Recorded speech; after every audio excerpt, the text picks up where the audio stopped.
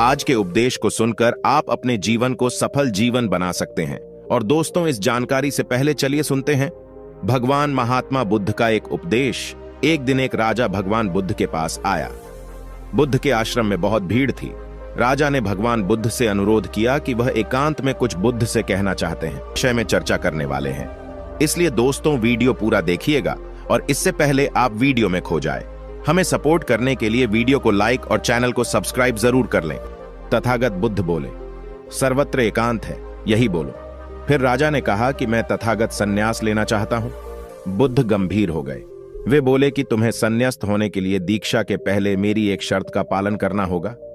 राजा ने स्पष्ट किया कि जब दीक्षा लेनी ही है और संन्यास्त होना ही है तो मुझे आपका सभी शर्तें मंजूर हैं। और फिर तथागत बुद्ध ने आदेश दिया और कहा, अपने कपड़े उतारो, अपने जूते उतारो और नग्न हो जाओ, और इसी नग्न अवस्था में अपने राज के राज्य मार्गों पर स्वयं को जूते मारते हुए चक्कर लगाकर आओ।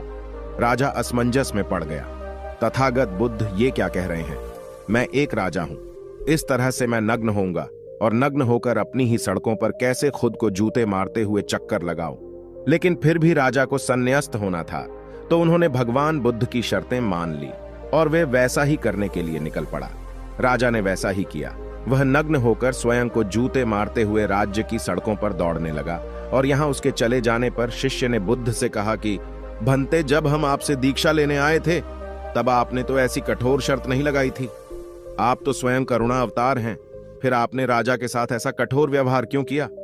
तब भगवान बुद्ध बोले, जब तुम लोग संन्यास लेने आए थे तब तुम्हारे अहंकार बहुत बड़े नहीं थे, इसीलिए तुम लोगों से घर घर भिक्षाटन करवा के ही काम बन गया। यह तो एक बड़े राजा है, इसका अहंकार भी बहुत बड़ा है, इसलिए जितना बड़ा रोग उतनी बड़ी दवाई, इसलिए महारोग की दवाई भी अधिक शक्तिशाली होती है। किसी कारणवश मैंने इनका परीक्षा भी इतना कठिन किया है। राजा जब इस दशा में अपनी ही प्रजा के सामने से गुजरेगा तो उसका अहंकार चूर चूर हो चुका होगा। राजा ने शाम तक शर्त पूरी कर ली और बुद्ध के चरणों में आकर गिर गया और फिर बोला, तथागत, अब तो मुझे आप दीक्षा देकर मुझे संन्यास्त करें। भगवान बुद्ध ने राजा के सिर पर मुकुट रखा और कहा कि अब तुम्हें संन्यास लेने की जरूरत ही नहीं है। जाओ और कर्ता भाव छोड़कर साक्षी भाव से राज करो। अब तो तुम राजस्व हो चुके हो, अब तुम राजस्व हो।